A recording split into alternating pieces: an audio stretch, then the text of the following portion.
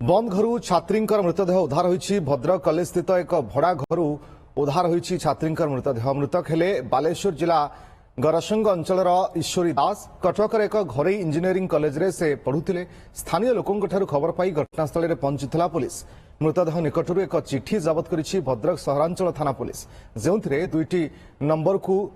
मरिबा खबर जणाई देबाकू लिखिछंती। तेबे सेही दुईटी नंबर कहार मृत्यु पछरे सेमानंकर कोन संपृक्ति रहिछि से नंबर को जांच करी अभियुक्तों को दंड देबाकू दाबी करिछंती परिवार लोके।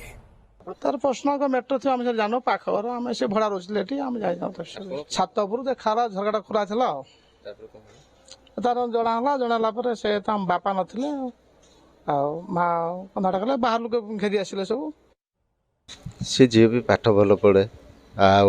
ताकू भी कटकर आम हूँ आडमिशन करूँ आडमिशन करूँ कटकर गवर्नमेंट इयर से कहला मुझे गोटे भल चाकरी करी हो है तो भल चाकरी कर तापर हूँ काली शुणला बेलू ये सोसाइटी गोटे लेटर मिली से तार लेखाई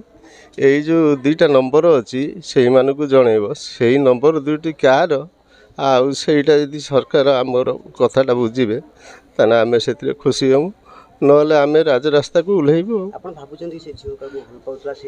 ना आम से जाना कि सही नंबर दुईटार आम डाउट करुँ जे कौन से भल पाई कि कौन किंतु से जो लिखिदे गोटे लेटर दुईटा नंबर यही नंबर दुईटा को तुम्हें जनइब मु सुसाइड कर से लिखिदी। हाँ माँ सागर काली कथा खाई पीकी ये कर हूँ 11टा पर्यंत देखीचनी सब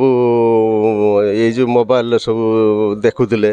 आपर ता माँ कही जा ए तो शोबू सान झीटा पाठ पढ़ सका सी आसवे कहला ना मुझे टीवी देखी था कहला ना टीवी देखना 11टा टाइम होगलानी आबे तू तोर हूँ शोबू जा तापर सी हूँ मशा धूप लगे घर को गला तापर ता माँ सान झील ता बापा गोटे रूम शोले आने आसिक तार गोटे रूम शोला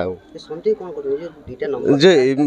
जो नंबर दुईटा किंतु आमर से नंबर दुईटा को डाउट हो से नंबर दुईटा से कहीं कहला जे यही नंबर